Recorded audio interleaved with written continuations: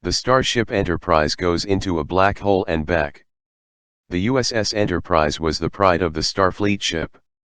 She had saved the universe many times and her captain Kirk and crew were legendary. The ship was now on her second mission and many of the members of the crew had been in space for over 6 years now. As the ship approached a new solar system, everything was looking normal. It was a large system with 8 planets. 2 of the planets showed inhabitants, each civilization being in the beginning of the electronics era. They would be exploring outer space sometime in the next 100 years, if not already having some unmanned flights already. Mr. Spock was at his station on the bridge going over the settings of the planets and observing many of the features of each and every planet when there was a sudden shift. The red alert warning came on, and as Captain Kirk called out the orders, Sulu struggled to gain control of the large ship.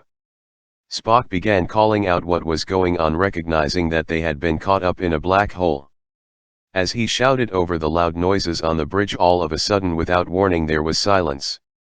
Mr. Spock turned around to see why without warning there was no sound. He found himself standing on the bridge alone. He walked around the bridge and found no one. The Enterprise was flying through space, but was as if she was driving herself.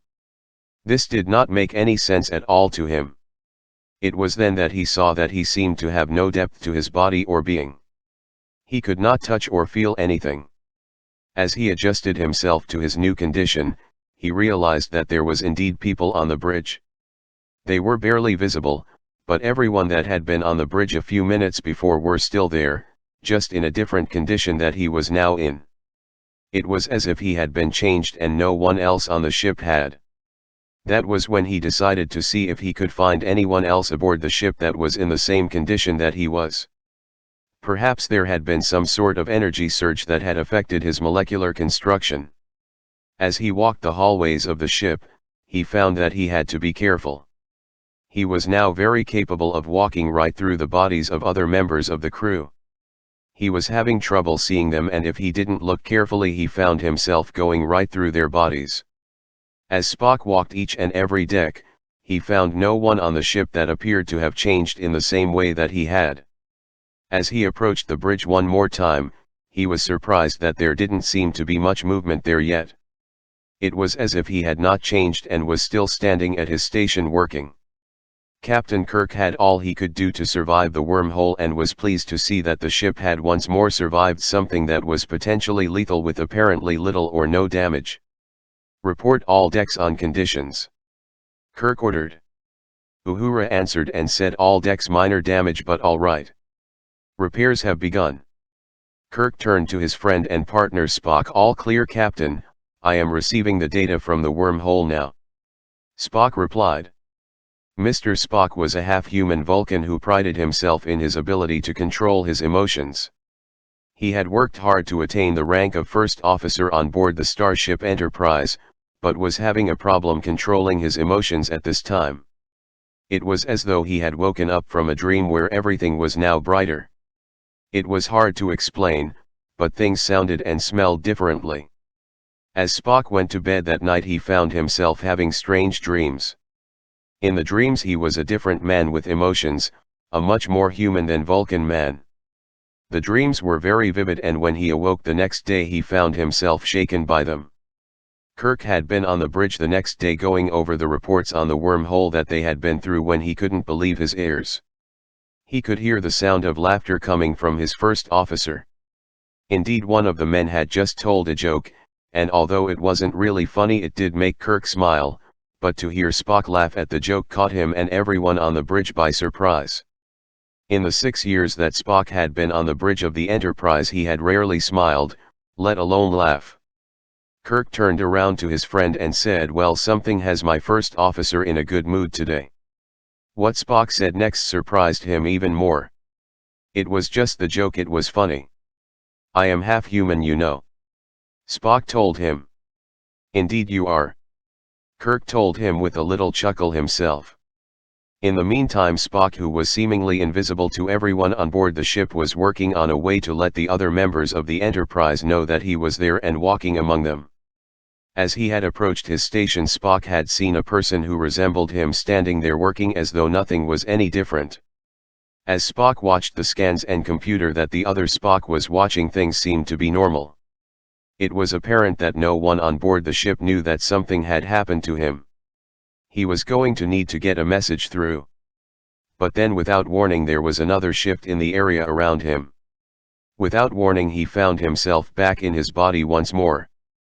As he turned to speak to Captain Kirk, he was thrown back out of his body once more. Captain Kirk had been busy going over the incidents of the last day when without warning the ship had gone into some sort of time distortion. The damage was slight and everyone seemed to be all right. As he called out the orders for position and condition, Sulu turned to him with shock on his face. "Captain, we are back at the same place we were yesterday when we escaped the wormhole," Sulu told him. Spock confirmed the reading and Kirk sat back. What was going on here, he thought. Chapter 2, Chapter 2. As everything on board the Enterprise appeared to be normal, Kirk sat back in his chair and thought about what had just happened. They had been light years from that wormhole and yet they were back at the same spot. Spock, did the scanners pick up anything? Negative, Captain. The area around the black hole seems to be shifting and somehow the Enterprise is shifting with the space that we are in. The black hole is still here and I suggest that we distance ourselves from it so we don't get pulled in again. Captain Kirk then ordered the ship to pull away from the danger 500 kilometers. The ship was sluggish but did respond. Kirk called down to engineering where he spoke directly to Scotty. "Scotty, what is going on with the engines? The helm is very sluggish." "I don't know what is happening, Captain, but there is a drain on the engines that I cannot locate and it is causing the ship to move almost in slow motion. My readings make no sense," Scotty told the captain. "Keep working on the system, Scotty. Keep me informed of any changes," Kirk ordered. The invisible Mr. Spock had been knocked around during the shift in time and for just a second thought that he was back with his body. He had popped back out of it as quickly as he had gone into it. But for an instant he felt as a whole man once more. At his post, Spock was now very concerned about what had happened to him as the ship had gone through the shift in space. For a moment it seemed as though something or someone had attempted to enter his body. For a moment he thought that he was more than one person. This did not make any sense to him, but something had happened. But Spock was now having trouble concentrating. He had never had the problem before. He was a logical Vulcan with a very high IQ and had always prided himself in his ability to logic things out.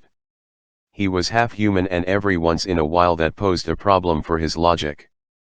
But, now he seemed to be not quite himself. Kirk had turned around to say something to his science officer and friend when for a second he thought that Spock was see-through. "It must be the changing of space that is causing me to see things that can't be," he thought to himself. Spock was at his station hard at work and with the problems that the ship was facing, quite frankly he needed him. The invisible Spock was attempting to find a way to reach someone on the ship. As he walked down the halls and saw almost every member of the crew, he had no luck. That was when he went into sickbay. Nurse Chappelle was busy recording some things in the lab and he decided to speak into the same microphone. Spock shouted as loud as he could and hoped that somehow his voice had been picked up. He knew that sometimes recorders would pick up things that people could not hear with their naked ears. But to Spock's dismay, she was called over to a patient who was being treated in sickbay and she put down the recorder.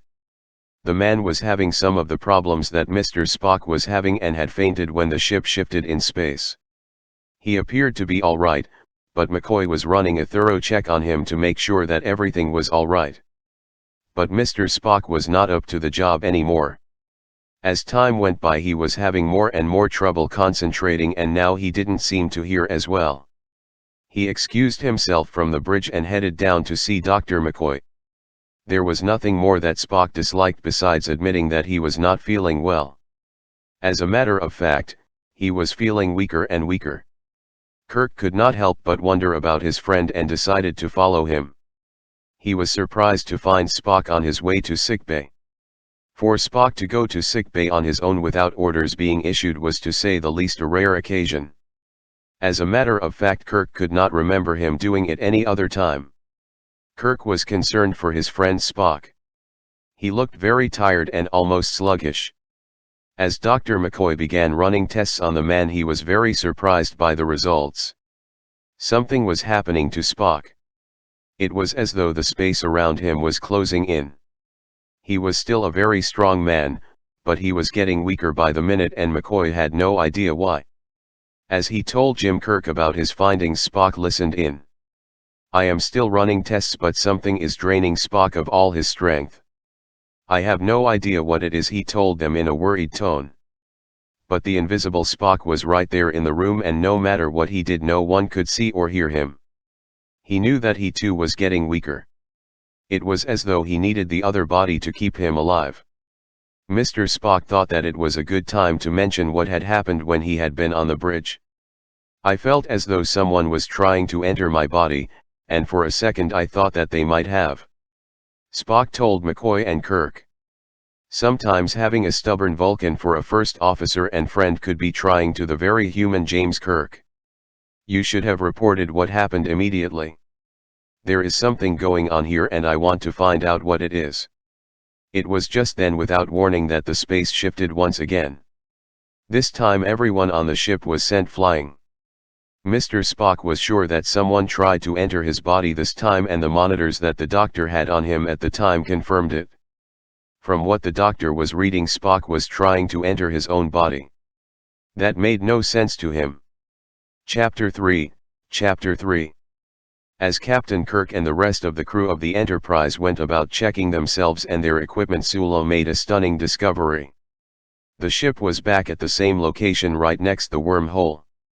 The ship had moved during the shake-up a distance of over 1,000,000 miles. This was during a time that they felt as just a matter of seconds. Dr. McCoy was now looking at a much weaker Spock with absolutely no known reason for what was happening. Captain Kirk needed to get back to the bridge now. But something told him that Spock was the center of the phenomenon. Something kept pulling them back to the same spot, and he needed to find out what was causing that. The invisible Spock was now in turmoil. For the first time he had thought that he was going to be able to stay in his own body. Now, although he was not able to touch things as he would normally be able to do, scanners were picking him up. He had stood at the lift to the bridge and the door had recognized him. To his surprise, the doors had opened. As Spock came to the bridge, the doors opened for him also. He had spoken and said bridge. The computer on the elevator had not acknowledged him but took him to the bridge. Captain Kirk was in his captain's chair when he heard the doors of the elevator open. He looked and saw the doors stay open for a few moments and then shut as though someone had come in. But there was no one there. "Scanner, scan bridge. How many people are on the bridge right now and what is their name and rank?" he commanded the computer.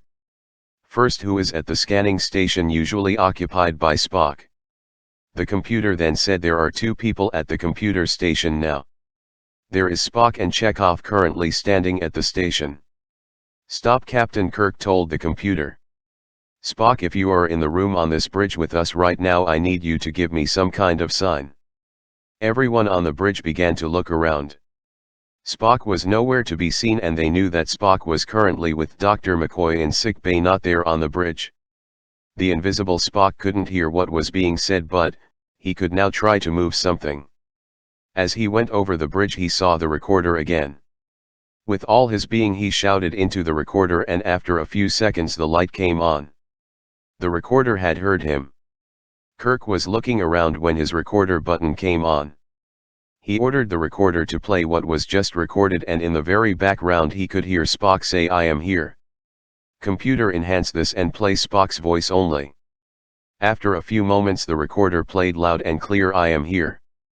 Both Spock and Kirk knew that conversations between the 2 men were going to be very difficult. Kirk now knew that somehow Spock had been split in 2 as they had gone through the wormhole. He was sure that they would not be able to leave the area until Spock was whole again. "Computer, is it possible that a person has been split into 2 entities during the transportation through a black hole?" Kirk asked. "Affirmative. The space and time are not one in a wormhole, and if certain criteria is met, a person can become 2. Do you know of any way for the two men to become one again? Kirk asked. Affirmative. The same exact things must be happening during the transition. If this is done, then the results can be reversed, the computer said. Spock was watching Kirk as he checked the computer. He could not see Captain Kirk clearly and still could not hear a thing, but he knew that his friend and captain was now working to bring him back as a whole person. Captain Kirk wanted to watch a video of what exactly was happening on the bridge when they first went into the wormhole. Each and every movement in the room needed to be scrutinized second by second. Any change could prevent Spock from being one man again. Who he needed now was Spock. But Spock was getting weaker and weaker. This had to be done soon to save his friend. The engines had been tested and strained to a point of extreme danger when they had gone through the wormhole, so he would also need Scotty down in engineering once more to perform one of his miracles. Captain Kirk called Scotty to the bridge and presented him with the problem. Scotty looked over the work that he was going to need to do. He too was going to have to do everything exactly as he had done the night that the ship had entered the wormhole. He was going to have to adjust the engines to the exact speed and control. Also, he was going to have to watch the video of the time, and each and every one of his men was going to have to repeat their moves of that night exactly. Once Kirk had talked to Scotty and was satisfied that Scotty would do all the work that needed to be done, he headed down to sickbay. As he entered the room where Dr. McCoy was watching Spock, Spock's life signs were getting weaker, and if he didn't find out what was causing the problem, Spock would die within 3 hours. The invisible Mr. Spock was beginning to get stronger, and every moment that went by he seemed to feel a little more like himself. He was watching the ship's location, and wisely Captain Kirk had been keeping the ship near the wormhole but away from danger. Spock decided to stay with Captain Kirk in case there was something that the captain wanted of him. He was sure that the captain had heard him over the recorder. It was slow and difficult, but if they needed to talk he could at least speak. Kirk was on the bridge and said, "Spock, can you hear me?" as loud as he could. This time Spock heard Kirk's voice. "Computer, enhance the last recorded message," he shouted. In the background Spock heard Kirk say, "Spock, can you hear me?" With all his might Spock shouted back, "Yes, Captain, I hear you." Chapter 4. All right, so all was ready for the transfer of the two Spocks into one person. Each and everything had to be exact. There could be no room for error, and Captain Kirk needed Spock and his skill for perfection. As Captain Kirk went down to sickbay, he approached his friend Dr. McCoy. Dr. McCoy had been taking care of his first officer and friend since Spock had been first showing signs of a problem. Even Kirk, who was not medically trained, could see that Spock had gotten weaker. He was now a paler green than he was, and he was just lying there reserving his strength. Kirk approached his friend in the bed and spoke to him. Spock was keeping his eyes closed and concentrating on keeping his energy. It was a losing battle, and he was not going to be able to stay in this state forever, but it was helping. He could hear his friend speaking and tapped his friend's hand. With the response from Spock, Kirk told him, "I need you to come to the bridge with me and do exactly the same thing that you did when we entered the black hole. That is the only way that you and the split person that you have become will be able to become whole," he told him. Dr. McCoy knew that there was no arguing with Captain Kirk about something like this. This was a dangerous thing that he was going to have to try, but soon Spock would be too weak to even repeat what had happened. He was sure that Spock was going to die soon if somehow the separated part of him and the one that was now in sickbay didn't get together. Spock managed to sit up and gingerly got to his feet.